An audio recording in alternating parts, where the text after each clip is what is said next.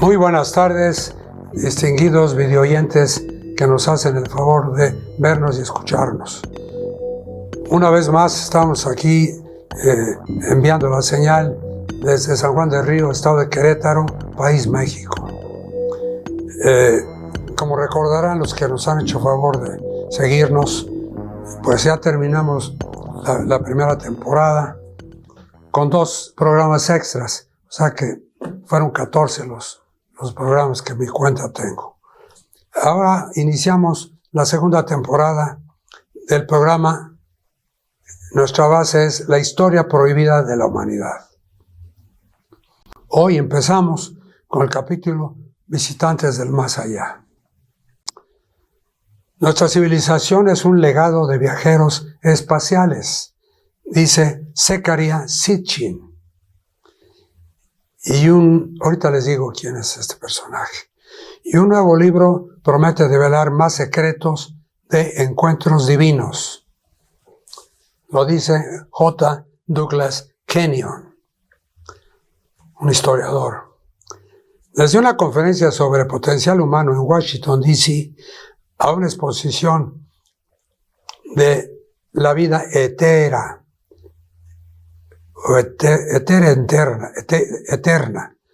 Aquí hay un error, pero así salió. Debe ser vida eterna. En Seattle, estado de Washington, Estados Unidos, se dio desde sesiones informales de debate en Berkeley, la otra universidad que está en California, hasta conversaciones en cócteles en Boston, Massachusetts. Ningún intento de hablar sobre las exploraciones alternativas más polémicas en cuanto al misterio de origen de la civilización llega muy lejos en estos días, sin hacer al menos una breve referencia a la obra de Zecharia Sitchin. Y no hay señales de que el interés por el autor de los 5 volúmenes de Crónicas de la Tierra, que él escribió, y Encuentros Divinos, que son guías sobre visiones, ángeles y demás emisarios, vaya a disminuir. Por el contrario, los sitchinistas, como sus seguidores más fieles se hacen llamar sin complejos, se las han arreglado para proclamar en prácticamente en cada casa y en cada una de las tribunas disponibles, desde programas de entrevistas hasta el internet, su evangelio según Sitchin, a saber que la humanidad debe la mayor parte de su legado antiguo a visitantes extraterrestres. Este es el tema principal de tanto Zecharia Sitchin como de sus seguidores. ¿Verdad? Con bases, las vamos a leer. Más aún, el evangelismo sitchinista, ayudado en parte por la película Stargate, Puerta a las Estrellas. Ya es un poco pasada esta película, pero si la pueden conseguir, véanla. Stargate, Puerta a las Estrellas. Ha logrado entrar en la imaginación pública de manera significativa. Aunque muchos puedan estar en desacuerdo con las conclusiones de Sitchin, muy pocos podrán discutir el hecho de que este israelí, nacido en Rusia y experto en lenguas antiguas, llamadas también lenguas muertas, en realidad ha dado con una información bastante interesante, sino que es convincente.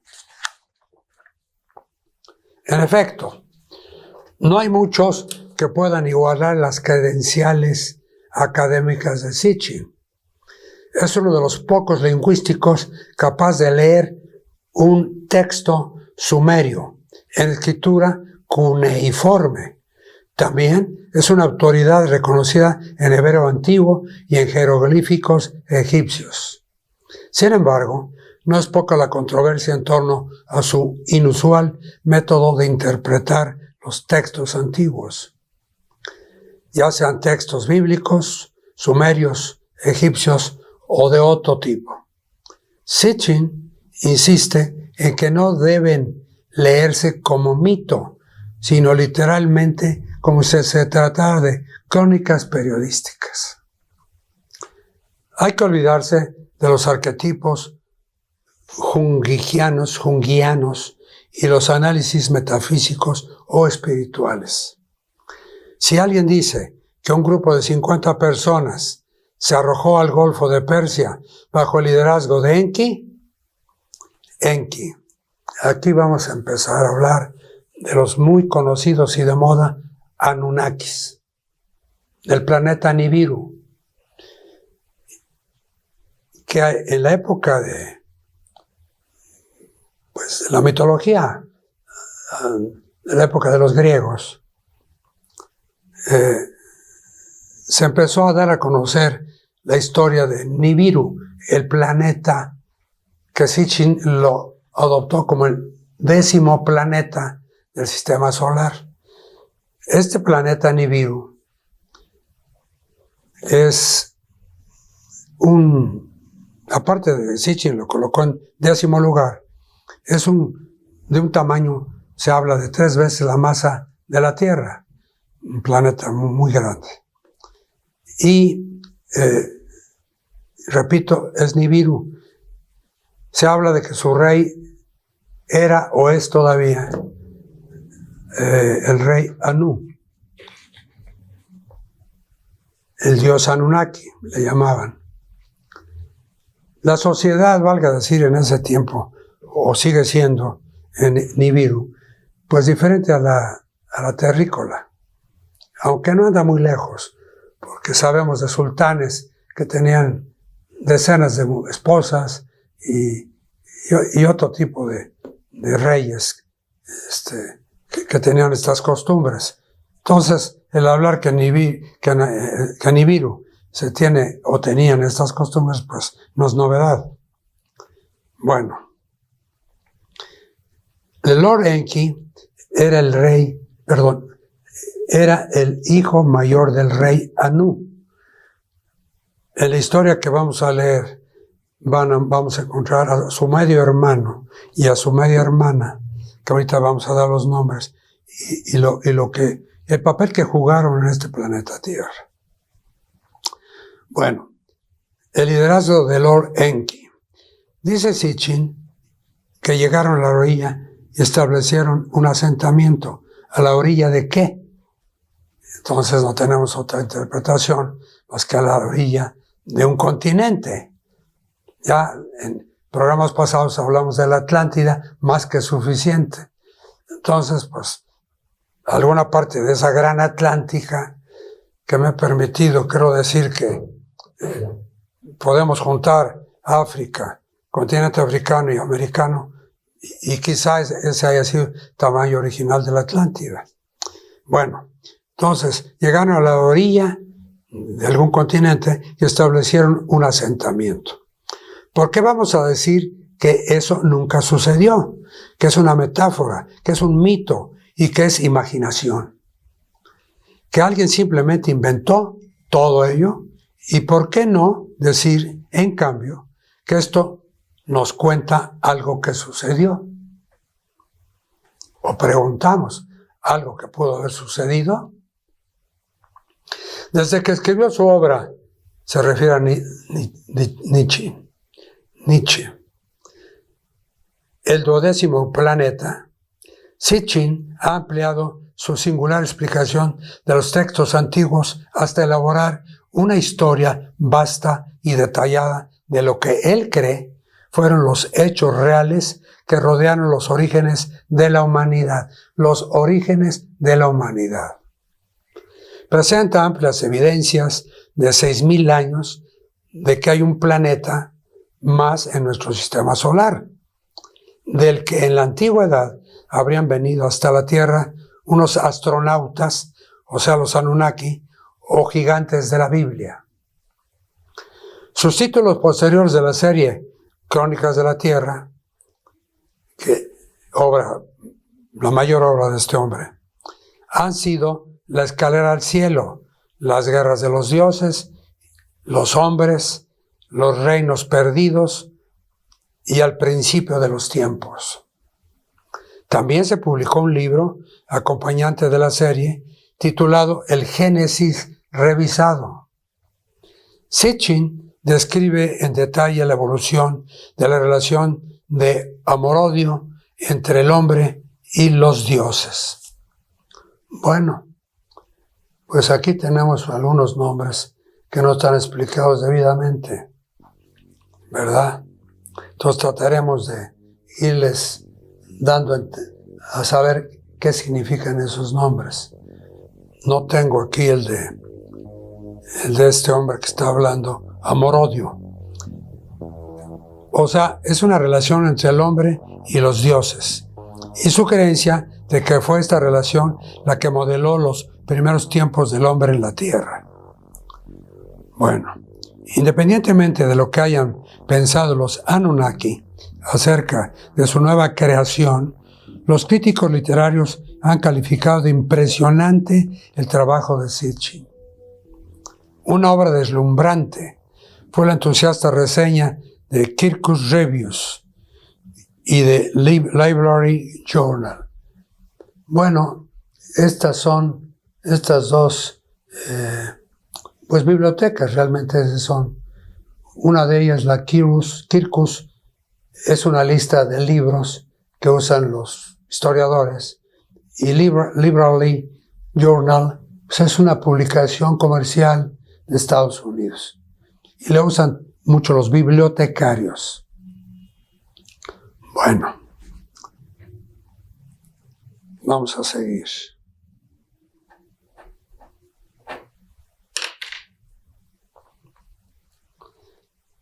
La publicación Library Journal la encontró emocionante e increíble. Eso dijeron del historiador, arqueólogo, investigador. Tiene muchas excepciones este hombre. En Encuentros Divinos, es otro libro de él, Sitchin revela varias historias provenientes de fuentes bíblicas, sumerias y egipcias, desde el Jardín del Edén hasta Gilgamesh. ¿Quién fue Gilgamesh? Pues fue un rey mítico de la ciudad Urukka en la antigua Mesopotamia. Ese fue él. El autor sostiene que todas las referencias a la deidad o deidades, o sea, Dios o dioses, en realidad apuntan a los Anunnaki, pero hace distinción entre las actuales experiencias de abducción por ovni. Entendemos abducción en este nivel de un ovni como una acción de secuestrar una nave. Así lo utilizaron. Abducción por ovni. O dicho también, se puede interpretar que un ovni, una nave, sustrajo, abduccionó a un terrícola. Según las expone el profesor de Harvard, John Mack, y los encuentros en la era antigua, aclara que él mismo nunca ha sido abducido y recalca que aunque la experiencia de los ovni es generalmente vista como un fenómeno negativo que involucra el uso de las agujas y otras formas de intrusión indeseable en tiempos de la antigüedad, unirse a las deidades era un privilegio único. ¿Sí? Entonces aquí vamos a decir qué entendieron o cómo usaron la intrusión. La usaron como introducirse sin autorización o algún derecho en un lugar o actividad. Con esta terminología lo usaron. Solo unos pocos eran merecedores de tal encuentro. O sea, encontrarse con los dioses o que se los llevaran en sus naves, ¿no? Muchos de esos encuentros eran sexuales. La Biblia establece claramente, según Sitchin, que ellos, o sea, los Anunnaki, se unieron con hombres terrícolas, digamos, y de ahí provocaron unas hijas muy famosas que hubo en la mitología griega, y tuvieron hijos con ellas, obviamente, que fueron los famosos héroes de antaño. O sea, son los de la mitología, ¿no? También los denominados semidioses, de los que existen relatos más explícitos en la literatura mesopotámica, así como la denominada mitología egipcia, también en la griega. Hasta cierto punto, pues Alejandro Magno, el gran conquistador, el mayor que ha habido, que ha existido, olvídense de Napoleón, Alejandro Magno fue el conquistador que conquistó más tierras, vamos, y tan joven. Él, Alejandro Magno, creía que estos hijos de dioses se habían apareado con su madre. Alejandro Magno siempre tuvo la idea que su madre le hizo creer que él era hijo de Zeus, imagínense, el número 1, ¿no? Pero bueno, creencias, y no sabemos hasta qué punto fue cierto, no sabemos hasta qué punto tuvo poderes extraterrestres este hombre, este joven, que logró lo que logró, con su famoso caballo, se llamaba Babiecan, ¿no? Babiecan era el Cid. Ay, Dios mío, no me acuerdo. Pero hay una leyenda histórica que era un potro prieto, de color prieto, negro, vamos, que era indomable y no se dejaba ni tocar, ni acercar. Entonces Filipo, el padre de Alejandro, dijo, ya, déjenlo ir. Entonces Alejandro, siendo un pequeño muchacho de 10, 12 años, dijo, no, déjemelo, yo lo domo. Y se dice que entró al corral donde estaba aquel energúmeno, por decirlo así, que el demonio. Se le acercó, le habló, lo acarició y habló con él. No se sabe qué habló. Y de repente lo montó, como se dice, a pelo, o sea, sin silla, ni freno ni nada. Lo empezó a mover en el ruedo. Abra la puerta y salió galopando con él. Y fue el gran caballo más famoso que hubo. Y solamente él se dejaba montar por Alejandro. Ahorita me acuerdo cómo se llamó ese caballo. Pero tenía la idea de que su madre le había metido que era hijo de Zeus, imagínense. La epopeya de Gilgamesh fue el rey, dijimos hace rato, mítico de la ciudad Uruk, en la Mesopotamia. Entonces la epopeya de ese rey cuenta como una diosa intentó atraer al héroe a su cama. Y como él sospecha que si no lo conseguía, terminaría muerto. Entonces, pues, pobrecito, ¿no? Se dejó seducir, es la palabra, obligar. Otros encuentros tienen visos de realidad virtual y de experiencias difíciles de explicar. También se analizan las experiencias de los profetas Jeremías, Ezequiel e Isaías. Por último, Sitchin afirma haber descubierto la identidad secreta del ser llamado YHWH. Sí lo tenemos aquí. Es el nombre hebreo de Dios, que también es Yahvé o Jehová. Como en clave Morse, ¿no? YHWH. Bueno. Él descubrió la identidad secreta del ser llamado Yahshua y haber llegado a una conclusión alucinante incluso para él. Nada más se le pudo sonsacar al respecto, que le preguntaban tantos reporteros, tanta gente. Su respuesta siempre fue, compren el libro, recomendaba. Por primera vez en los casi 20 años desde que apareció el 12º planeta, Sitchin ha notado un cambio considerable en las actitudes hacia su obra. Y a diferencia de los estudios de von Däniken y otros, von Däniken fue autor de los libros Recuerdos del Futuro. Los de Sitchin no han sufrido la arremetida de otros científicos, hecho que atribuye a la solidez de su investigación.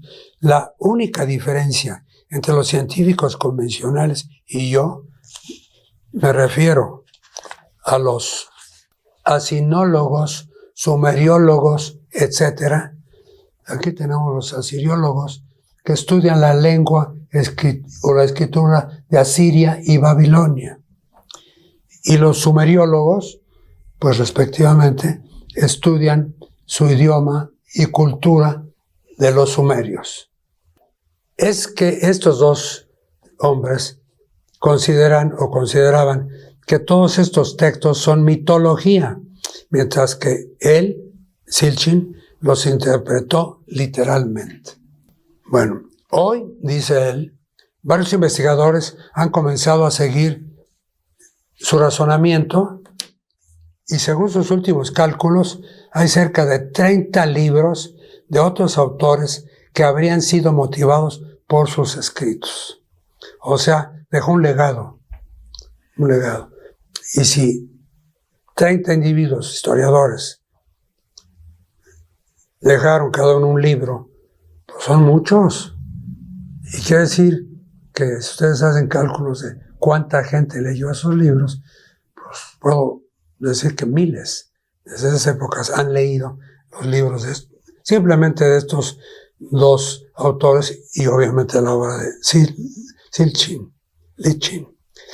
Es posible que los hechos presentados por Sitchin sean indiscutibles, pero varias de sus conclusiones son harina de otro costal. O sea, no vienen al caso. Incluso para algunos de los pensadores más vanguardistas de la actualidad, como Richard Hoagland, que fue un investigador sobre Marte, se queja de que Sitchin pretende tratar el texto cuneiforme sumerio. Cuneiforme sumerio es un sistema de escritura, o sea, las tablillas, las famosas tablillas que se hacían en barro.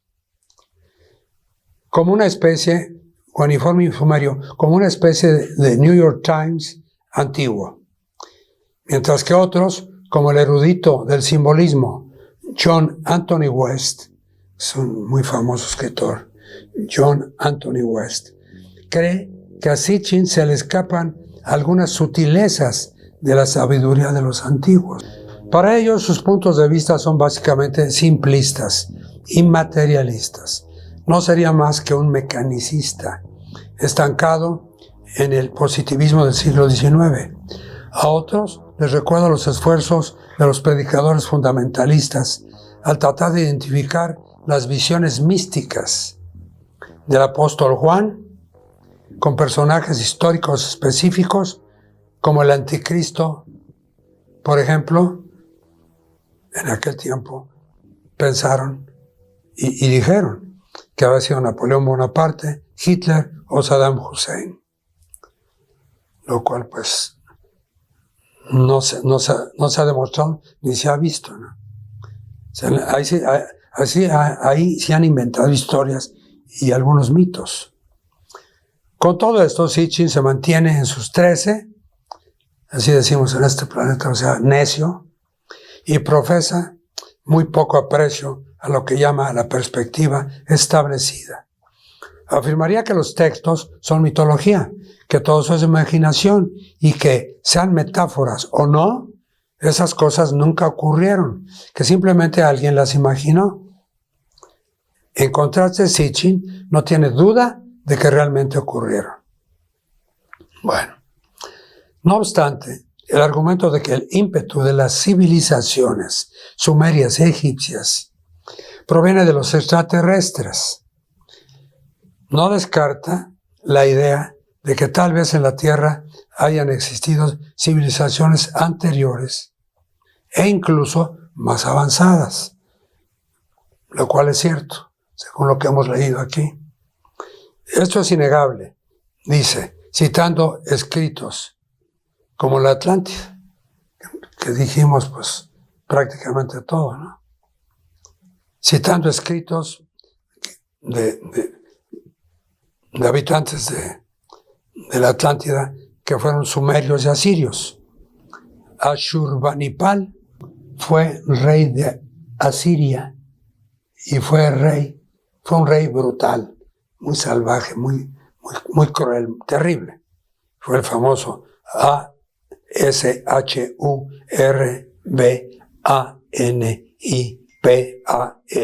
Ashurbanipal.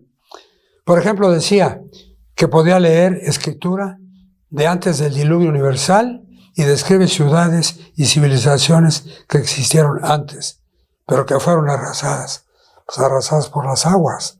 O sea, volvemos a la Atlántida. Como volvieron todas estas gentes que fue posterior a la desaparición de la Atlántida. Así pues, en cuanto a cualquier pregunta de Sui, habría existido una civilización anterior a los sumerios o incluso anterior al diluvio. Aquí ya está poniendo bueno. De las revelaciones que han sacado. Les recuerdo que nosotros somos simplemente narradores y analistas, en alguna forma, de lo escrito por otros historiadores que han dedicado años para investigar, viajar, etc. Pero ¿qué queremos en estas cosas? Por eso las leemos. Si no creyéramos, simplemente leíamos otra cosa. Entonces, anterior al diluvio, el Sitchin sitúa entre 7.000 y 8.000 años antes de esos eventos. La respuesta es absolutamente afirmativa. Sin importar cuán lejos retroceda, detrás de todo logro humano, Sitchin solo ve la mano de los Anunnakis. Sitchin considera que a Platón también se deberá tomar literalmente, aunque dice tener algo de dificultad para determinar la ubicación de la Atlántida, si estaba en medio del Atlántico o si estaba en el Pacífico, en lo que posteriormente se conoció como Mu. Bueno, o sea, la Tierra, ¿no? O en la Antártida. No tengo claro a qué se refería Platón, sigue diciendo Sitchin. Realmente, pero me parece absolutamente válida la idea de que una vez existió una civilización que fue destruida o que llegó a su fin debido a una gran catástrofe, una inundación o algo parecido. Sitchin se cuenta entre los que creen que la gran pirámide de Egipto es mucho más antigua de lo que sostienen los egiptólogos ortodoxos, que van decimos aquí también otro dicho, van montados en su macho, ¿no? Y de ahí no se bajan. Ortodoxos. En su segundo libro, La escalera al cielo, hizo un gran esfuerzo por establecer que la famosa cartela, ¿qué es la cartela? La cartela es una tarjeta o adorno que sirve para enmarcar un emblema. Entonces, desde entonces lo usaban. Hay muchas cosas que ustedes habrán observado también de miles de años, una frase, una palabra, un objeto, que sigue todavía en la actualidad usándose. ¿Sí? Eso nos dice también que venimos de atrás, ¿no? Son cosas que hay que pensar un poco. Que la famosa cartela, que se cita como evidencia de que la estructura fue construida por Cops, era en realidad una falsificación. Sitchin elabora meticulosamente el argumento de que el coronel Howard Weiss, me parece que era inglés este coronel, ya retirado, obviamente, en realidad falsificó las marcas que están en los espacios sobre la cámara del rey, donde dijo haberlas descubierto.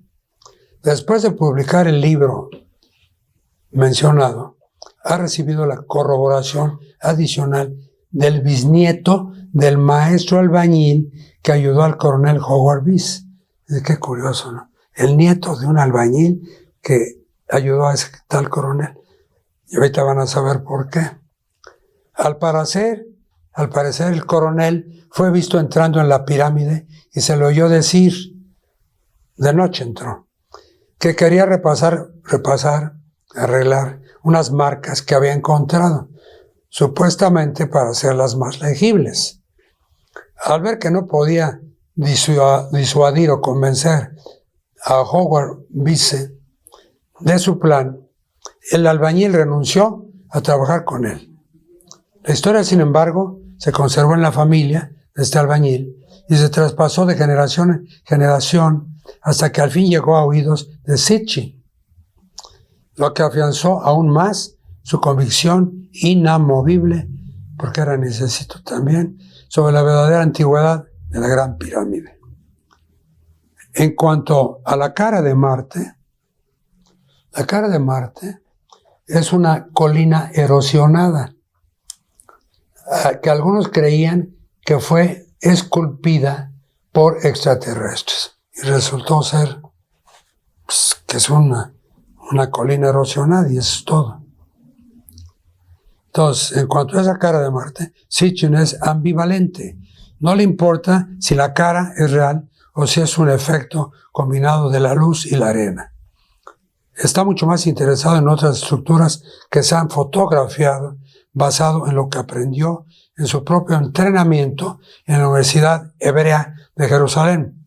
Durante los años 40, dice él que una de las reglas que se aprende en la arqueología es que si ves una línea recta, representa una estructura artificial, porque no hay líneas rectas. Porque no hay líneas rectas en la naturaleza. Bueno, posiblemente eso sí. Pero hay un número considerable de estructuras de este tipo que han sido registradas por las cámaras. Según Sitchin, todo corrobora la afirmación sumeria que cita en su primer libro. Marte servía como punto de escala. Bueno, también los Anunnakis, lo voy a decir ahorita, lo tomaron, no como escala, sí escala como escala, porque creyeron, uno de sus exploradores, que después se les llamaron scouts, con los aparatos tan modernos que ya tenían, detectó que había oro en Marte, pero la verdad no lo fue tanto, pero sí detectaron que la Tierra estaba y está todavía inundada, por decirlo así, de oro. La servía como punto de escala. Dice basado en la descripción sumeria de hace 5.000 años de antigüedad, y otros textos dicen que el giro se hacía en Marte. Especula que una antigua base marciana tal vez fue reactivada recientemente, lo que explicaría la desaparición de 2 sondas espaciales que hemos enviado a Marte, que fue una misión rusa llamada Phobos y la sonda estadounidense llamada Mars Observer, hace 2 años. Y añade, 2 años de la época en que escribió el libro, no en 2023, por ejemplo, hace 2 años. Añade que ese sitio podría ser el lugar de partida de muchos ovni en la actualidad, lo cual se cree y casi se comprueba. No tarda mucho en que se compruebe. Es donde dicen que están estacionadas, por llamarlo de alguna forma, las famosas naves nodrizas, que son tan grandes como una misma ciudad, donde caben muchísimas naves de todos tamaños y seres también. Añade que ese sitio podría ser el lugar de partida de muchos hombres en la actualidad. Cuando el periodista le pidió su opinión de la obra de Giorgio de Santillana y Herta von Deschen, su obra se llama Hamlet's Mill and is investigating the original human knowledge and transmission through myth. En cristiano significa el molino de Hamlet, investigación acerca de los orígenes del conocimiento humano y su transmisión a través de los mitos. Aquí me viene la obra de Campbell, un gran historiador, el mejor, se dice, norteamericano, que escribió un libro que se llama El poder del mito. O sea, ¿qué es el mito? A ese nivel. Un uniforme militar, en México que tenemos el traje de charro, una sotana de ministro, cualquier tipo de vestimenta causa en el ser humano respeto, admiración, precaución, qué sé yo. Pero quien lo posee sabe qué es y usa el poder que da ese mito. ¿Sí? En un programa posterior les leeremos algo del poder del mito. Sitchin ofreció darle un beso en ambas mejillas a estos autores, Giorgio de Santillana y a Herta von Derchent. Resulta que estos dos profesores del Instituto Tecnológico de Massachusetts, en su gran investigación sobre los orígenes del conocimiento humano y su transmisión a través de los mitos, hicieron surgir el interrogante. Ahora bien, ¿es Nibiru tan importante como parece? A lo que acto seguido respondieron, creemos que sí. Y un servidor humildemente también cree que sí. O para decirlo de otro modo, una vez que se resuelva en forma confiable esta y 2 o 3 más cuestiones astronómicas, se puede empezar de veras a actuar inteligentemente, a traducir los códigos mesopotámicos que él encontró, que él estudió en los museos diferentes, creo que lo hemos dicho ya, de Londres, de Jerusalén y del Vaticano. Sitchin no vacila en afirmar, creo que yo lo logré. Lo tiene claro, Nibiru es y seguirá siendo el 12º planeta. Bueno, pues aquí damos por terminada esta parte y ahora, si me lo permiten, les voy a hablar un poco. Le preguntamos a producción si tenemos tiempo, nos dice que sí. Bueno, hace exactamente unos, digamos, 6 años, su servidor tuvo la oportunidad de narrar, siempre he hecho eso, de narrar el libro perdido de Enki, precisamente de Sitchin. Y nos entusiasmó tanto a un servidor como a un asistente que tengo, que es muy diestra con el manejo de la computadora, lo cual humildemente reconozco que no es mi tiempo. Yo soy un hombre bastante mayor, que en mi época de estudiante universitario, pues, no se usaba. Aquel que era muy diestro, y lo conocí a algunos que sabían taquigrafía, y alguien les hacía después en su casa, o ellos mismos, la mecanografía. Mi madre fue una excelente taquimecanógrafa, tan excelente que fue secretaria de 2, podemos llamar, semiministros, porque uno fue el director de la campaña de paludismo y el otro director de la campaña de la tuberculosis, que aquí en México se dieron muy fuertes. Bueno, entonces, esta asistente que tengo y su servidor, hicimos un árbol genealógico, que es este. ¿Sí? Y aquí, se lo daremos a producción para que quizá al principio del próximo programa lo podamos mostrar, pero se los digo rápido. Todo empezó en el planeta Nibiru, con B grande, B de burro, como decimos aquí. Nibiru. Este planeta, claro que existe. Anoche, precisamente, fíjense lo que son las cosas en la vida. Tengo un amigo que es muy metafísico. No es religioso, es metafísico, es científico, de profesión es arquitecto. Me hizo a favor de enviarme 2 videos de, pues, ¿qué puedo llamarle? Carion, o Kirion, KY. Y es un hombre muy sabio, y tiene gente alrededor de él que son o mediums, o son canalizadores, tanto hombres como mujeres, o son gente muy espiritual. Y me mandó 2, y anoche precisamente empecé a escuchar uno de ellos, y para mi sorpresa, que escucho que un gran arpista, lo vi en el video, un gran artista que acostumbran invitar en esos programas que hacen cada semana, que los miércoles, en donde filman esto, parece que es Estados Unidos, a un gran arpista mundialmente conocido. Y entonces él dio una explicación, más o menos, que dice que es música del cielo, celestial, de la que cantan los ángeles, o escuchan los ángeles. Y empezó a tocar, y de veras es un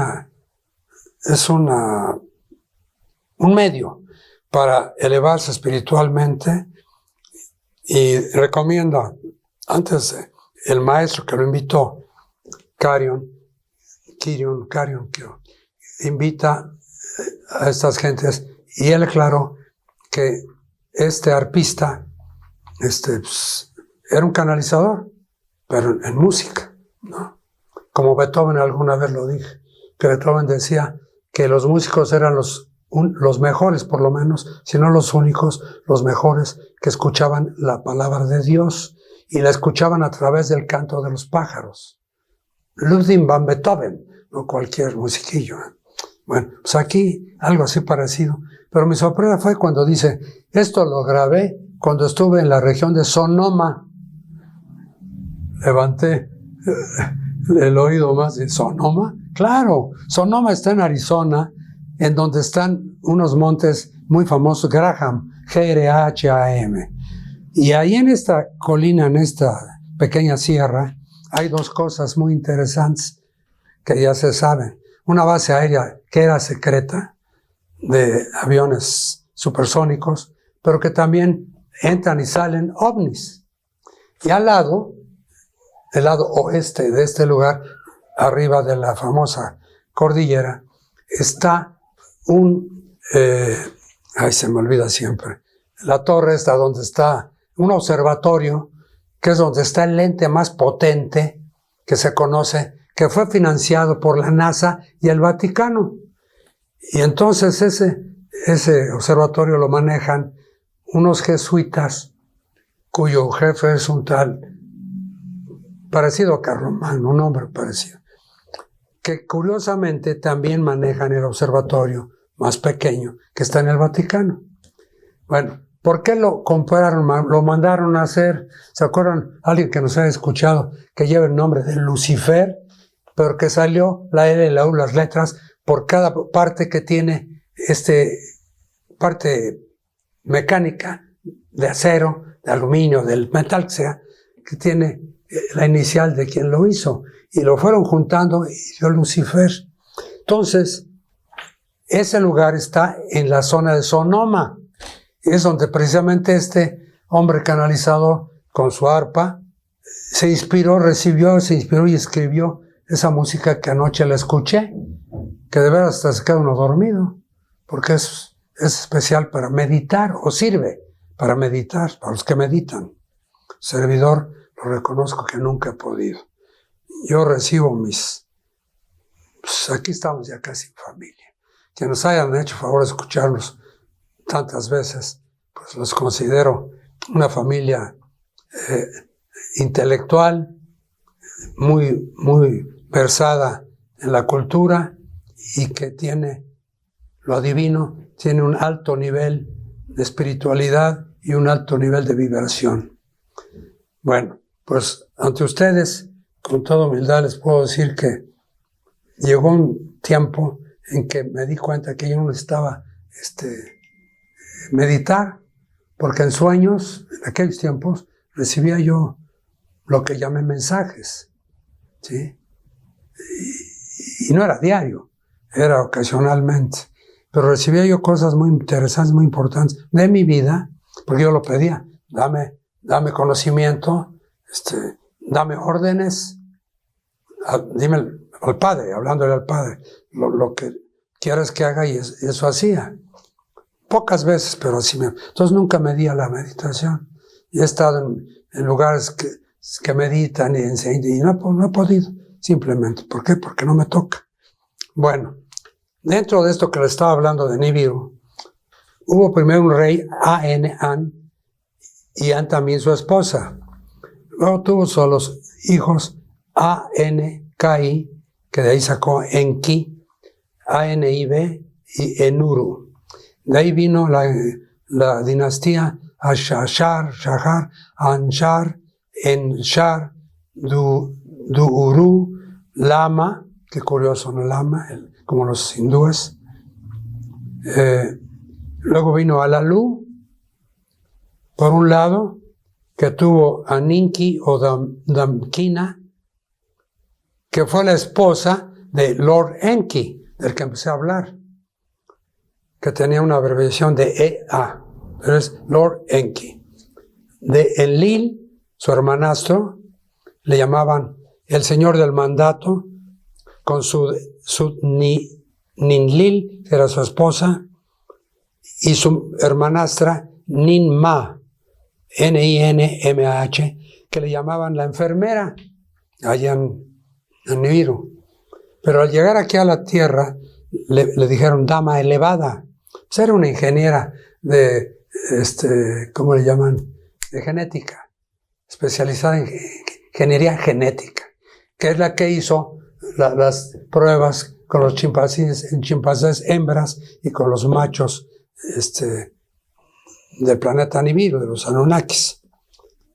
También le llamaron Nin-Harshak, señora de la cima de la montaña, porque en agradecimiento le hicieron en una montaña, una casa, un palacio, por decir. Y de ahí se deriva la familia de Ninki, de Lord Enki, Adapa, que fue muy famoso su hijo, hombre, y Titi, mujer. Y de ahí, fíjense, los nombres. De esa descendencia de Adapa fue Caín, Abael, Sati, Asura, y de ahí quedó esa dinastía en Enshi. Y del lado del medio hermano Enlil, el malo, el señor del mandato, eran Gibil, Ninurta, Nanar y Shur. Y de ahí, entre esposas y esposas, vino Aya, Utu y Nana. En Merkar, Banda, así era su nombre, y Ninsun, y termina con Gilgamesh. ¿Qué sucedió con estos dos medios hermanos? Que se pelearon, pero más bien el malo, Enki, se defendió y provocaron la primera guerra atómica. Y es lo que se dice que después de esa guerra atómica vino pues la creación de la Atlántida, con tanta explosión y tanto desorden en este planeta, ¿verdad? Pues se destruyó todo y se creó todo. Entonces, estamos hablando de millones de años. Ya por ahí en algún programa dimos las cantidades, incluso llegamos, quiero decir, que mejor ya nada más íbamos a dar los números porque era eterno, los ceros, ¿no? Para dar esto. Entonces, no nomás paramos ahí, sino que hicimos ¿cómo se llama esto? Directorio, no, un glosario de la segunda temporada del programa. El programa en aquel tiempo se llamó Platicando con Manuel, que es su servidor. Y tenemos por orden alfabético todos los nombres de los que aparecen en el libro, ¿sí?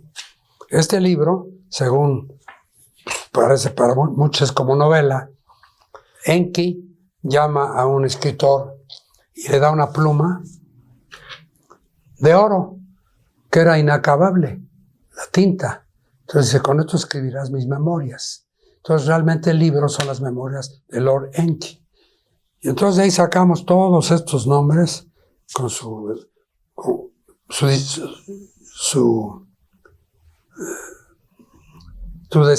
descifrados al castellano, ¿no? Por ejemplo, Esagil era el templo de Marduk, el maloso. Y así están todos. A Nibiru también, que le llamaban a Marduk, no, mira, era el cuerpo celeste que forma parte de nuestro sistema solar, Nibiru, ¿no? Ninagal, hijo de Enki, señor de las grandes aguas, ¿no? Y luego digamos, al terminar en la Z, con Samush, que era la tierra de las 60 piedras preciosas. Luego las 5 ciudades que hicieron: Larsa, residencia de Enlil, lugar de mandato; Lagash, ciudad gemela de Larsa; Shurubak, ciudad refugio o ciudad de sanación, se lo atendía la ingeniera. Nibru-Ki, lugar del cruce de la Tierra, enlace cielo-tierra, albergue de las tablillas de los destinos, y Eridu. El orden de los planetas después de la batalla celestial que se habla, que hubo una guerra, que chocaron los astros, etc. Bueno, el orden de esos planetas quedó así. Al Sol le pusieron Apsu, o le llamaban Apsu. A Mercurio, Mumu, con doble M. A Venus, con H, Lahamu. A la Tierra, Tiamat, pero quedó en el 7º lugar en aquel tiempo. Fue el orden en relación a Nibiru. A Marte le pusieron Lamu. El cinturón de asteroides, pues quedó a la mitad de estos 7 planetas. No, 9. De estos 9 planetas. Hasta donde dije, Marte eran 4. Luego viene el quinto, Kishar, o sea, Júpiter, Anshar, Saturno, Anuan, Urano, Nunimud, Neptuno, Plutón y Nibiru, el 10º. Bueno, pues no queda ahí todo, sino que viene una época de Adapa, o Titi, que era la esposa de, como lo vimos por aquí, era la esposa de Adapa, sí. Pues venía siendo, de Lord Enki venía siendo su nuera. Sí, su nuera. Ella fue una mujer muy destacada. Le llamaban también Titi. O le llamaban Kayan, Awan, Abael o Sati Asura. Luego le llamaron Enshi Noam, Kunin Mualit, Malalu Duna, Irid Baraka, Enki Me Edini. Y de ahí derivó a Marduk, que fue el esposo de la última Enki Medini, Sarmat, Matsusha, Edna, Gaidad, y vienen varios, ¿no? Esposas y esposas, tenían hasta 3 esposas, se quedaron cortos, ¿no? Y luego viene una relación de los personajes que se mencionan en el libro de Enki, pero que tienen un equiparable al nombre de más conocidos, que por ejemplo, según el libro perdido de Enki, Sati era, según la Biblia, Set, Enshi, Enos, Kunin, Cainán, Malalu, Mahalale, Irid, Jaraed, Enkime, Enoch, Matushal, Matusalén, Lumash, Lamec y Siusudra, Noé. Todo esto que nos dice, con el respeto de la filosofía que todos ustedes tengan, no importa, estamos hablando de la historia oculta o perdida de la humanidad. Y entonces aquí nuestra obligación como narradores, pues es decir, lo que hemos encontrado en los libros de varios autores y lo que coinciden. Aquí no les venimos a decir cosas que inventamos. Aquí les decimos cosas que otros dijeron, que otros estudiaron y que se tardaron años en investigar lo que ahorita les estamos dando, mejor dicho, un resumen de lo que sucedió. Y a su servidor, por lo menos con el respeto que me merecen todos y todas ustedes, creo el 80% de todo esto. Me quedo en la famosa ley de Pareto, que es 80-20. Cuando trabajaba yo en la industria, usaba mucho esta comparación porque decía, caray, estamos como Pareto, 20% de los mexicanos trabajamos para jalar al 80% restante. Y hubo épocas, cuando Salinas y un poco después, que llegaba yo a decir, no, es 10-90, no 20-80. Bueno, pues con esto, este relato que espero les haya gustado, vamos a seguir en esta cronología. Y hoy por hoy nos despedimos, esperando que sean consecuentes con nosotros, con su servidor, de tantos errores que se vuelve la cabeza muchas veces, pero lo hacemos de la mejor forma. Si hablamos de amor, con amor. Si hablamos de simpatía, con simpatía. Pero realmente hablamos con deseos de que la cultura se divulgue en el planeta Tierra. Buenas tardes y muchas gracias a todos.